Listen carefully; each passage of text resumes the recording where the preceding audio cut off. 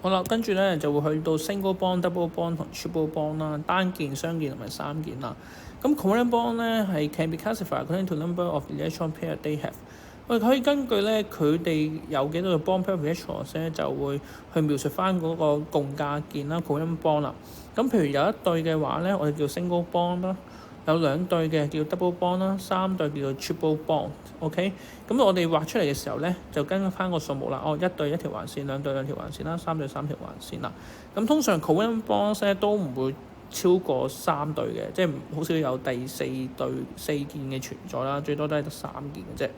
OK， 咁佢哋呢啲 S 咧，就代表佢係任何一種 atom 啦。咁通常都係一啲非金屬啊 non-metal 嘅 atoms 為主啊。好啦，去到下邊啦咁我哋咧有啲咩前面一版咧有啲咩 molecule 係 single bond 啊？咁其實可以睇翻前一版，一條橫線嘅就係 single bond 啦，咁兩條橫線係 double bond 啦，三條橫線係 triple bond 啦。